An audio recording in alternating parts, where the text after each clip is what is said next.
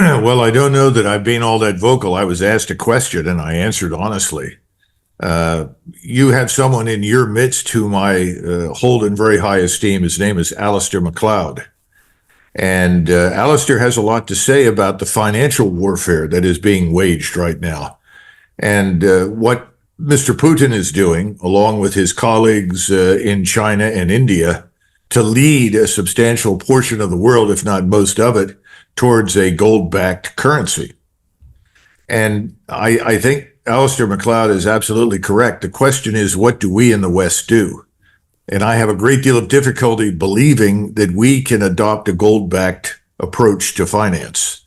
So I think that the digital currency that is not controlled by the central banks, by the way, in other words, independent like Bitcoin, does have a future. And it's a store of value. It's not imaginary. It's quite real. And I think we may end up seeing that kind of digital currency replace what we today call fiat currency. Now, when will that happen? How soon? I don't know. But I'm sort of got one foot in two camps. One foot is in the camp with Nassim Taleb. The other foot is in the camp with Alistair MacLeod. And in the middle, I see Bitcoin as a third way forward. Wow, that's fascinating. And again, it's a credit to you, Colonel, that you're open-minded enough to consider something like that, because a lot of people just kind of dismiss it with kind of the usual rhetoric about it. But, you know, the spot ETF has been approved and now billions are flowing into it. And it's now considered a legitimate diversified financial asset. But more so than that, it's something that's kind of independent. There have been people that said we wouldn't be in these wars if we didn't have this fiat currency. We could inflate at will and throw money around to these causes that don't have a lot to do with domestic sovereignty. I'm curious if you think that might be the case of when politicians are allowed to just print money willy-nilly, that they oftentimes throw it to the wrong places. Well, it all begins with central banking. And, we've had this Federal Reserve since 1913, and every president up until Woodrow Wilson resisted it. Ultimately, Woodrow Wilson later apologized to the American people for signing it into law. And I think the central banking system that dominates the West is one of the reasons that we are in a position of hostility towards Russia. Russia wants to be out from under it. China doesn't want to be suppressed or dominated by it. I think we can go back and look at the two world wars and make a very good case that central banking led to those. So yes, I'm a critic of central banking, but in the meantime, I don't expect to lead any rebellions or revolutions to remove it. And so the one way that you can go forward in a different direction and avoid it is digital currency, Bitcoin. Fascinating. All right, that's great to get your perspective on that. To be continued, probably in a future conversation. I wanted to jump in and get your thoughts on a very fascinating, I would call, geopolitical event, which happened a couple weeks ago, and that was Tucker Carlson traveling to Moscow to interview the leader of Russia, Vladimir Putin, who hadn't really been interviewed by anyone in the West for, I think, 5 or 7 years. And I'd love to get your thoughts, because you have been an outspoken critic of this war between Ukraine and Russia, and you have said that all the media we're seeing here in the UK and in the US is telling us the wrong story. They've been demonizing Putin and making him out to be X, Y, and Z. And you've been saying, wait a second, that's not true. Actually, Putin wants this, this, and this. And it was fascinating for me to watch that interview almost through the Macgregor lens of what you've been saying. And I must say, Colonel, most of what you said seemed to be true as my feeling of what Putin is all about. But I'll pass it over to you. What did you see there, and what did you make of this historic event? Well, I think President Putin was emphasizing certain things that we in the West don't really pay enough attention to. First of all, he's emphasizing strategic interests in the broad sense. We tend to personalize everything, and that's ridiculous. It doesn't make any difference whether the leader of the United States or Great Britain or any other sovereign state and the leader of Russia love each other or hate each other. What counts are interests, strategic interests. We've gotten away from that because, frankly, I'm talking about the United States, we're not pursuing our strategic interests. We have no strategic interest in Eastern Ukraine. In fact, one can make the argument that the only real strategic interests we have are in prosperity, peace, and stability, all of which are inextricably intertwined. We are preeminently a commercial power. People talk about the American empire. Well, it's much like the British Empire in the sense that we are a commercial empire. Now, if we're failing, it's because we've lost sight of the commercial purposes of our outreach. We've substituted military power for economic influence and investment. We've substituted military power for cultural and political understanding and cooperation. So I think that's part of why Tucker did what he did. I mean, let's face it, we've been listening to all sorts of terrible things about this man, Putin, and people eagerly inhale all this nonsense instead of listening to the man who is currently the Russian head of state. And what's his principal message? We have been here since 932. We are not going anywhere. We will continue to exist. Understand that. We want to live with you. We want you to live with us. We're not the same. But our interests and your interests do not necessarily conflict. We have no interest in Eastern Europe. We're not interested in a war in Eastern Europe. And of course, as you and I have talked before, all you had to do was look at the initial stage of this Russian special military operation. When they went in with a very small force. Only 90,000 combat troops. There were 200,000 involved, but only 90,000 who actually do any fighting. And they were very anxious to have a settlement. And they were very close to reaching a settlement. And then Boris Johnson, at the behest of the United States government, flew in to effectively destroy the agreement, which he did, and ensure that the war would continue. And he made a number of statements in private to Zelensky, which were wrong and fundamentally false. And those statements are the things we tell ourselves. Russia is weak. The Russian economy is weak. The Russian people don't support the government. They will not withstand the might of the United States and its allies. We have more economic power, more influence, and the support of the people. All of that, of course, has ended up on the ash heap of history.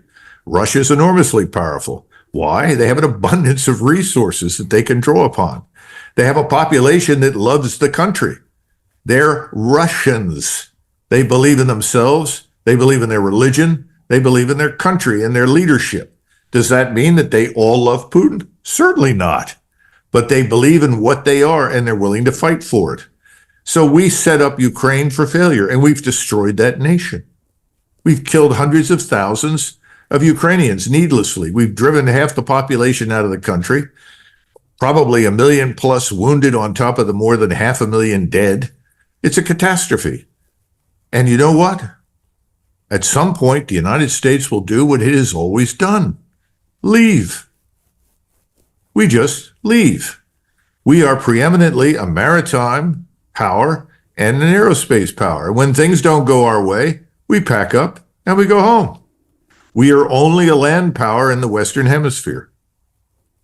And so that's one of the reasons we've tried to fight this war against Russia on the cheap at the expense of the Ukrainian people. And I would argue at the expense of the Europeans, whose economies are in ruins. So in sum, I have not much more to say except that this is what's going to happen in the future. We will just leave. And then the Europeans are going to have to sort out whatever remains. And I don't know what that'll be. I can't predict that with certainty because if you sat down with Putin today, and this should have been very clear from that interview, and said, look, we want to put an end to this. You could say to Putin, you draw the line that you think is commensurate with your strategic interests. And then we'll draw our line and we'll come to some sort of agreement. And no one's willing to do that. But that's the quickest and easiest way to end the war, because we're not going to attract any positive investment into Ukraine to restore any measure of civilization there until this is over. You know, I had General Flynn on the show 2 days ago, and he heard Putin talking about his interest to join NATO and how they were continually rebuffed administration after administration. And he corroborated that. He said, yeah, that is what I understood happening as well. And so, again, for the first time ever, we almost got a lens into Putin. And like you said, he's not this kind of big bad wolf that everyone kind of inhaled the story there.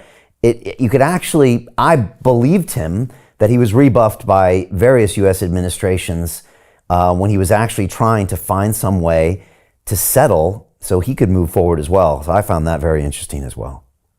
Well, one of the things that we ought to keep in mind, both you and the British and the other Europeans and Americans, is that this man, Putin, is by far the most Western-friendly leader that you're going to see in Russia. He's someone who's lived outside the country, traveled extensively. He's personally familiar with other long-standing successful leaders like Modi in India or Xi in China. He understands the geopolitical environment very well. He understands economics very well, which is why I mentioned Alistair MacLeod earlier, who really understands what Putin is doing in financial terms.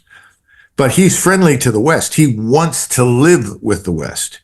If he vanishes and someone else takes his place, the probability of a successor being far more difficult to deal with and less informed about the West is very high. We should take that into consideration. Yeah, I agree. And I think we could see that quite plainly in that conversation. And so I'm so glad that that happened. Just moving to other topics, because these are important things. Where are we at right now in the Middle East? We're now how many months in? Almost 5 months into this campaign at this point. What do you see happening, and what are these potential dangerous ramifications? Well, what began as a response to the horrific attack of 7 October was transformed very quickly into an operation designed to either expel or kill the Arabs living in Gaza. I think we need to come to terms with that reality. That's the truth. And when Prime Minister Netanyahu talked to the Israeli population and described the people there as in Gaza as animals, that was widely embraced by the Israeli population. People frequently say, well, if Netanyahu goes, everything will change. And I keep trying to persuade people that they don't understand the level of support inside Israel for what is happening in Gaza. It's real. Whether you like it or not is another matter. It's just it's a fact. I don't particularly like it, and I think it's a mistake for the Israelis to do what they're doing, but that's where we are. I see no evidence that that mentality is going to change anytime soon. So where do we stand? Well, one of the things that's happened recently that we should have paid a lot of attention to, but got very little coverage here in the West, was Mr. Erdogan's visit to Egypt. Remember, it's been 13 years since Erdogan and the Egyptians have sat down to talk about anything. There was a lot of bad blood on the street because of the removal of Morsi, who was a member of the Muslim Brotherhood. Remember that Mr. Erdogan leads the Muslim Brotherhood in the region. By the way, he also leads it in North America. And he went to essentially bury the hatchet, as we say, with Egypt, with Sisi, and also at Sisi's invitation, because General Sisi's in a lot of trouble. He has to renegotiate his debt, which is considerable, and he needs our help and assistance with that. But he's also got a problem with his own population. So the discussions that went on, yes, they addressed the oil and gas resources offshore. They addressed the issues in Libya. But then they turned to Gaza and the security implications for Egypt. Egypt is a nation of 100 million. They're probably living on infrastructure designed for 40 million. None of the ruling elites in the Arab world anywhere want a war with anyone, least of all Israel.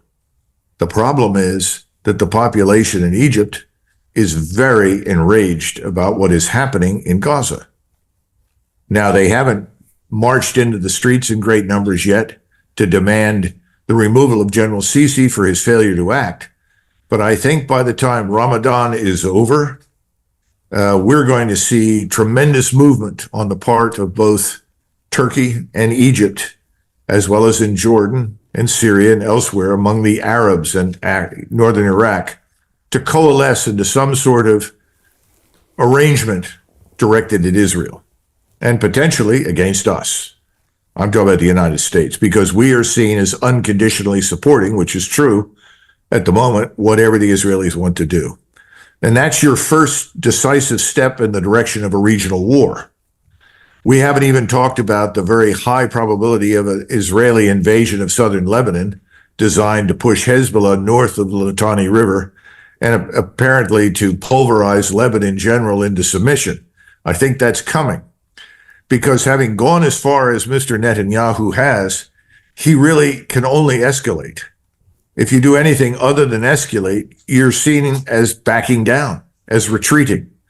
So he believes he has a strategic advantage. His strategic advantage is control of the United States and its armed forces. As long as he can guarantee that backstop, he's comfortable taking on other opponents in the region. Most important, right up front, Hezbollah. But once Hezbollah becomes engaged, it's not only Egypt and Jordan and the peninsular Arabs and the Turks who are discontented and unhappy with what's happened in Gaza and are increasingly willing to act in some way. Now you bring Iran into the equation. The Israelis have always wanted desperately for us to destroy, quote unquote, Iran for them. We have refused repeatedly. We have walked away from it. Donald Trump in 2019 was presented with a fait accompli. One of the reasons that global hawk was flown on the edge of the air defense identification zone was to invite the Iranians to shoot it down. And they did. And in a court of international law, they have every right to shoot down an unidentified reconnaissance, intelligence, surveillance aircraft on the edge of their air defense identification zone. Mr. Trump declined the opportunity to go to war, even though at the time, the United States Air Force and other forces inside the Pentagon had already put together plans for the strikes. And he asked the question, very important one, if I do this, what happens? Yes. This is the thing we never asked when we went into Iraq. We never asked it when we went to Vietnam. In other words, always said, well, wait a minute, you want me to go over there and do this? What do you want me to do? How do you want me to do it? And what do you want it to look like when it's over? He asked, what happens next? And it wasn't just 5 or 6 or 7 or 800 people might be killed. It was obvious, we don't know, but there's a very high probability we'll be at war. Today, we are infinitely less prepared to wage a regional war than we were in 2019. Our army is in ruins. If you turn to the British Army, it's down to 72,000 men. They can't recruit. The army is a shadow of its former self. You have a similar situation in France. It's a bit larger. All the armies, if you will, in Europe are boutique forces. They're really designed to fight people who really can't fight back very well. All of a sudden, people are talking about, well, let's think about using them against Russia. Well, that went away very quickly if you paid attention to what happened over the last few days. The NATO members all rose up as one and said, thank you, President Macron. Go back to where you belong. Stop talking this nonsense. We're not going there. Well, now we have a similar situation in the Middle East, only it involves Israel and the United States. Perhaps the United Kingdom has interest in joining this. I don't know. But the point is that we are not going to engage with anything other than air and naval power. And the history of warfare suggests that if you use only air and naval power, things will look pretty much like they did before you started when you're finished. And then the real question is, if you begin to take losses, and I think we will, because if you look at what's happening right now in Iran, northern Iraq, parts of Syria, northern Lebanon, there is a major air and missile defense network emerging with new technologies and equipment coming in from Russia. Those air-to-air and missile defense weapon systems are effective. They will shoot down American military aircraft. Now, how many? I don't know. But it's been a long time since anybody shot us down. And if you go back to World War II, which I like to remind people of periodically when they ask questions, we and the Royal Air Force together lost 18,000 bombers trying to penetrate German air defenses.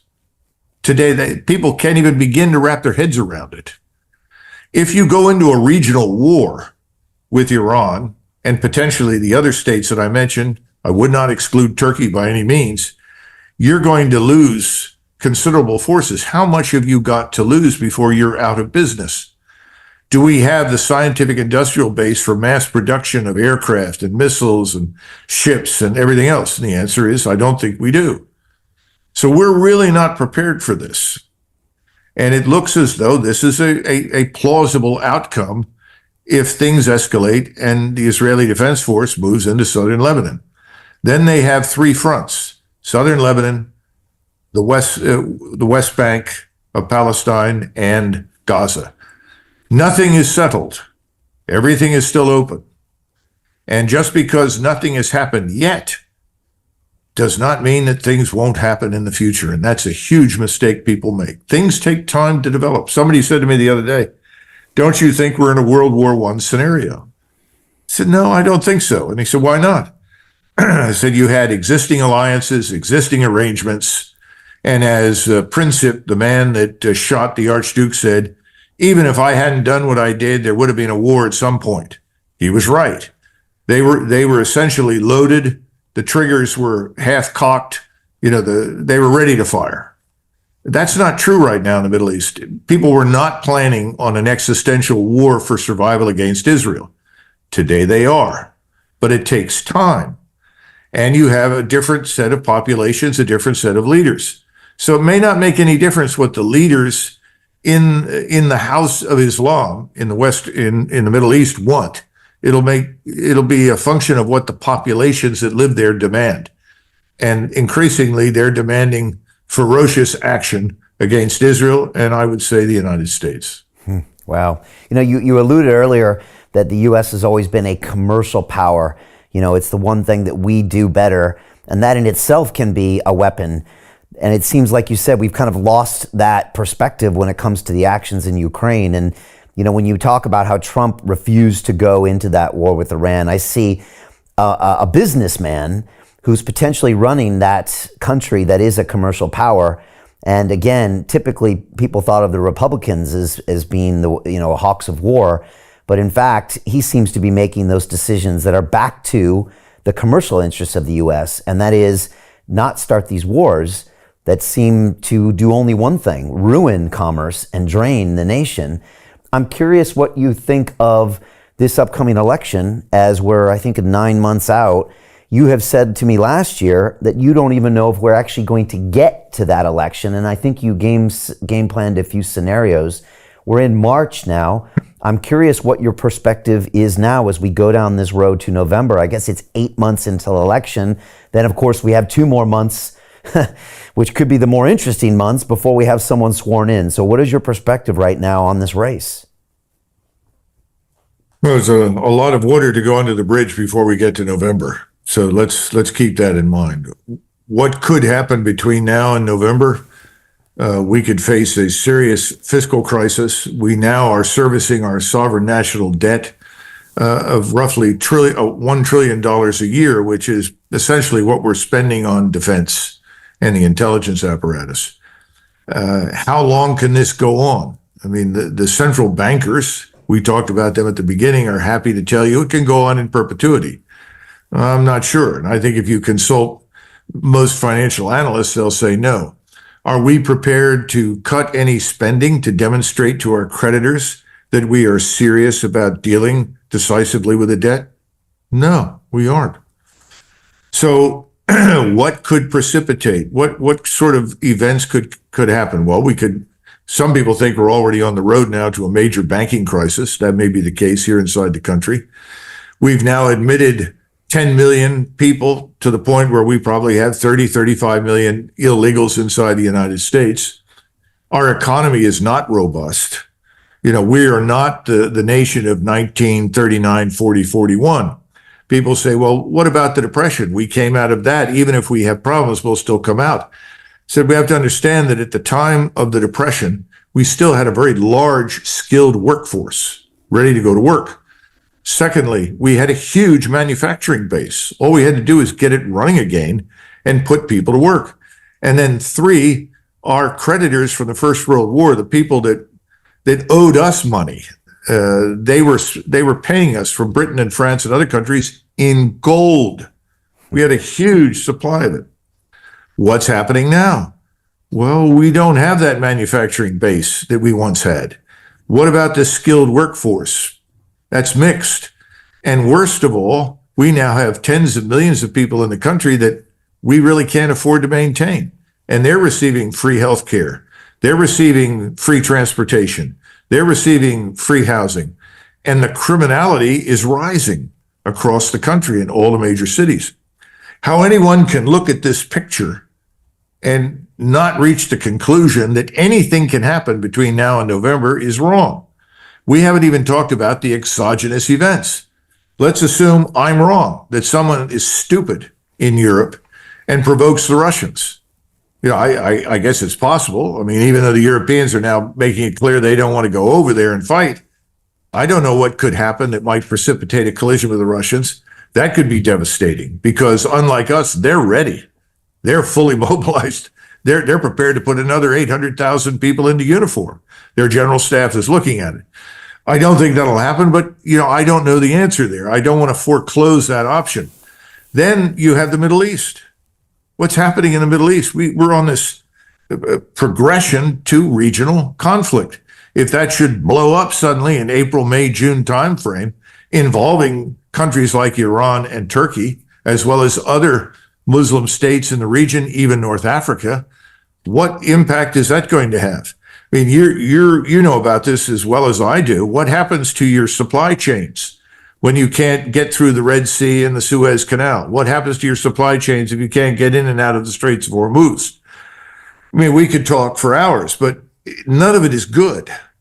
Everything is fragile. It wouldn't take very much. And once again, go back to the treasury bonds or the bond market. Go back to, you call them gilts. Yeah. Gilts. They're rising. The 10-year, which I always look at, most people look at carefully, is once again rising. This is bad news. How do you deal with all of this? So I think it's sort of a giant house of cards. And we just don't know which card is going to be kicked out underneath and then cause a collapse. But I think we're headed in some kind of direction like that. You know, you mentioned the border, and both President Trump and President Biden are on the border, I think today or yesterday or this week. And Trump just kind of gave a speech on the Texas border where the Texas governor is, you know, vehemently opposed to everything that's happening from the White House. And Trump got up and he said this, and it kind of fascinated me, Colonel. He said, I actually cannot get anyone to explain to me why the Democratic White House would allow this influx of what you're saying is 35 million people. He said, I actually can't find any reasonable motive to that. Now, some people say these people are going to vote Democrat in the future, but Trump doesn't really buy that as a reason. He can't actually come to a reason of why this would be allowed. And I'm curious if you know of a reason or why you think this is happening and then what the implications of it are. Well, first of all, let me correct you on one point. I didn't say 35 million people came up. I'm saying 10 to 12. And when you bring them in, you add them to the totals of illegals who are already here. Ah, yes. You come up with a 30 to 35 million number. And I got that number from people working in Homeland Security for Mayorkas. And incidentally, everyone in the Department of Homeland Security utterly hates and despises the man because they know he's working tirelessly to destroy us. Now, why do I say that? Go back and look at the reasons why we shut down immigration after World War I. We shut it down completely in 1924. And one of the principal reasons that people gave for shutting it down was we're not getting the people we want. The great myth of American history is that everybody who came to the United States was poor and stupid. No. In fact, de Tocqueville, the brilliant French historian who came and visited us in the 1840s, he absolutely got it right. By the way, so did Max Weber, the German sociologist who came later and reached the same conclusions. He said, the United States is the creature of the middle class. The people that showed up were not all indentured servants, not by a long shot. They came later on. The people that came and created the foundations were middle class. And if you want to understand the American Revolution and what happens and everything attending to it, you've got to understand the Puritan Revolution and the English Civil Wars and Cromwell. Cromwell is as much a founder of the United States as anybody. You draw a straight line from Cromwell to George Washington, from George Washington to Abraham Lincoln. All right? That's the country we were.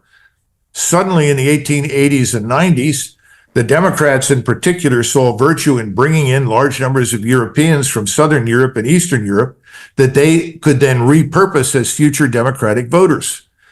And so these people came in, and they were not all middle class. They were not all arriving in a state of pristine education. We were the leader in the world for literacy in 1900, but it wasn't because of a public school system. We had none. It's because the people coming were already educated. Bismarck was furious. He had to shut down emigration coming out of Germany because he said, we're losing all the talent. Everybody who has any talent and ambition and imagination is going to America. And then somebody said to him, well, don't worry, Chancellor, they're Germans. Then we'll have friends in America. He said, you're an idiot. Absolutely not. The Germans become Americans, you fool. Don't you get it? Well, Bismarck was right. So we were doing very, very well until we got this new influx. And then we had this thing called Cosa Nostra, mafia, criminality. And on top of that, we started noticing that large numbers of people coming in were communists who were trying to organize against the very government that was admitting them. And so people said, we've got to shut this down. So we shut it down in 1924. It didn't really reopen until after World War II, but we had legislation on the books that said you can emigrate from country X based on the proportion of people from country X that already exist, because we had a balance. We were comfortable with that balance. We had very low crime rates. We had a very successful industrial base. We had a thriving economy. In 1965, all of that was overturned by two senators. One was named Javits from New York City, and the other was Kennedy. And they opened the floodgates, as they put it, to, quote unquote, the developing world. Now, that didn't have an immediate impact, but over time it did. And by the time you get to Ronald Reagan, he decides the solution is amnesty. And so millions of people who had come up from Mexico simply received amnesty and everybody said, well, see, it's over now. It got much worse. That was an incentive for everyone, everywhere, to come to the United States. And so all that Mayorkas and Biden and everyone in the administration have done is take a page out of Reagan's book. Let's just open it up, let everybody in, and tell everybody that it'll eventually exhaust itself. Well, it hasn't, and it won't. But once again, we're bringing in huge numbers of people that we have no chance to ever assimilate.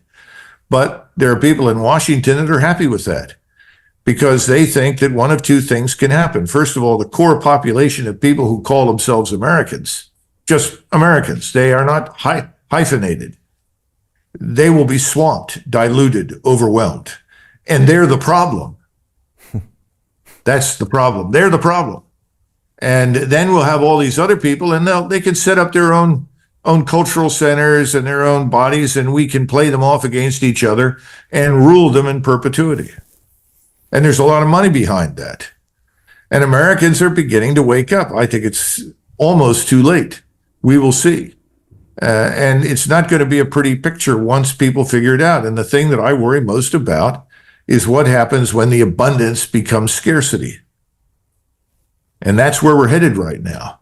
We have people having trouble feeding their families as it is. Go to any state you want. You can see the traffic jams of people lining up to go to food centers, where the food is free, and picking up everything they can because they just can't afford to feed their own families anymore. It's not a pretty situation, and it's not going to improve quickly.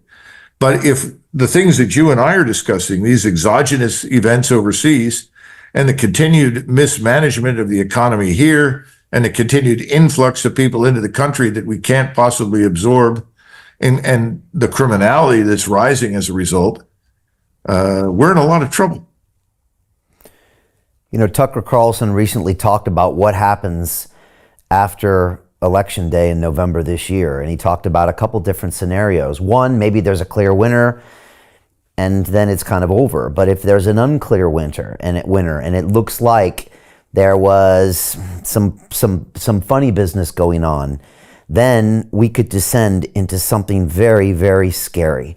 If people, maybe even Trump supporters, feel that something was done to thwart that, it becomes maybe a scary place to be. Now, you're on the ground. Have you game planned that in your head, and have you thought about what that looks like, and how far that could go, and who is involved? Does the National Guard get involved, or what does that even look like? And also, what's your perspective, with your military mind? Well, you're talking about election integrity. Yeah. Having grown up in Philadelphia, one of the largest cities in the country, I can tell you there is none. So there is no election integrity in the major cities: Chicago, New York City, Philadelphia, Los Angeles. These places are large, have millions of people, and the majority of the population that lives in those places is accustomed to one-party rule. And that one-party rule is from the left, the Democrats. And everyone is sort of on the patronage system. So I don't expect this election coming up to be any different from what it's been in the past. If you start putting into this business of online voting and absentee ballots and stuffing ballot boxes full of things and voter rolls that don't make any sense, that contain all sorts of people that have long since departed the earth, one wonders what an election will produce. So yes, I think you could have real discontent in the country, because I think there's an expectation that there will be change in November. And if there isn't, all hell could break loose over time. Will it be immediate? Probably not, but it will happen. And the other thing is, there's still a lot of people that are increasingly convinced, who've looked at the data, that the last election wasn't honest. Certainly not on the scale that it should have been. If you're dependent upon these elections, as we are, this is a very dangerous set of circumstances. So again, as I said at the end of my last diatribe, anything is possible, and it's a sliding scale. No one can predict with certainty the outcome at this point, but it could be ugly. I ran to be mayor of London in 2021, and I'm running again this year. And one thing that people constantly came up to me in the streets afterwards, they said, Brian, you spent 7 months campaigning. You drove a bus 5,000 miles through every borough in London. And the number of votes you got just doesn't make sense. Now, at the time, I tried to move on, but you just listed these urban environments that have been dominated by Democrats or left-wing politics for decades, if not centuries. I might throw London on that list as well, and it's something I'm going to just be a little more aware of going forward. Jim Rickards says it's Trump in a landslide, and he said that a couple months ago before the results in New Hampshire and South Carolina. Do you think that might be true at this point, and does that also make a difference or not? Well, that's the question, isn't it? It could be true. In fact, it may well be the case. Will it make a difference? That's unclear. That's the critical question, because these hard points don't change very much. I'm originally from Pennsylvania. My British ancestors settled there in 1681. So I'm somewhat familiar with Pennsylvania. And Pittsburgh and Philadelphia are fortresses of the so-called left. And because of their population size, they swing elections. Now, what exists between Philadelphia and Pittsburgh? That's a totally different America. Those people normally come out and they vote for the right. I'm sure they will again. Now, could they come out in sufficient numbers? Well, Pennsylvania is one of those states that has historically supplied high numbers of men to the United States Armed Forces. We have 750,000 veterans in Pennsylvania. 489,000 of them are married, most with children. If they all come out and vote for President Trump, regardless of where they are, he could win Pennsylvania. But you've got to get everybody out.